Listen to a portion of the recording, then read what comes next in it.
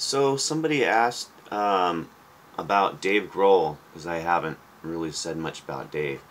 I did not know Dave, though I actually talked to him on the phone a couple times right after he moved to Tacoma. He was living with Chris at one point and then living with Kurt at one point.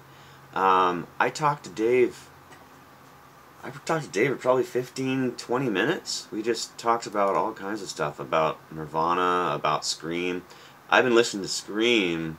I love Scream. Probably since their first album came out.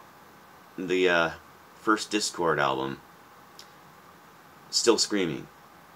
And I saw him play on that tour. That would have been probably like 82 or 1983. But yeah, that was not with Dave. There was another drummer. But I got to see them play with Dave twice. And Dave, rippin' punk drummer. I wish he would have recorded more stuff by himself that was like super fast. Fast punk rock, like hardcore stuff. Or maybe he still will. You never know. I remember he always had his cymbals really high. Like, like normally drummers have their cymbals, I don't know, just like an average height. Dave had his cymbals like, I didn't notice that much, I don't know, as much in Nirvana. But how he had his drum set for playing hardcore, it was set up kind of weird, like that. I don't know how he hits the drums. Anyway. So yeah, let's see. Scream went over to friend Nico Case's after they played one time at the Community World Theater, and I remember talking to Dave there. I think they stayed overnight there. And one weird coincidence, me and Dave Grohl are one day apart. My birthday is January 13th, 1969, and Dave's is January 12th, 1969. That's kind of weird. I mean, you don't meet people on your exact birthday very often, but even one day off, you know. I know people with my same birthday, good friends of mine, actually. But, yeah, so that's kind of interesting. What else? There was one point... I had asked him, I really wanted to learn. Since then I've learned it. It's like a fast triplet. So that's one thing that he would add into songs that Chad didn't do. Like say in Blue,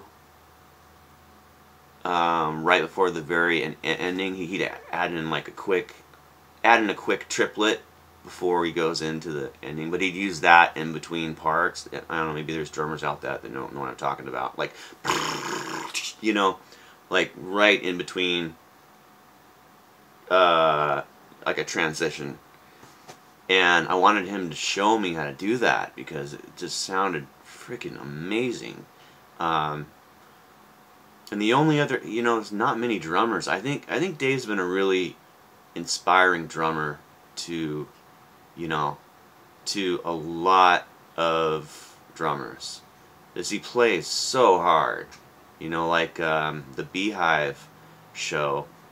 I told a little story about that. I wrote it on Ziegler's Beehive show, but I helped film a little bit of that, and I called Chris about filming that.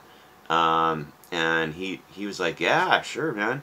So me and Matt's girlfriend, and Ryan went up there, and we had to go to a practice spot to grab a hi-hat stand, because David left his hi-hat stand somewhere, I think on tour or something.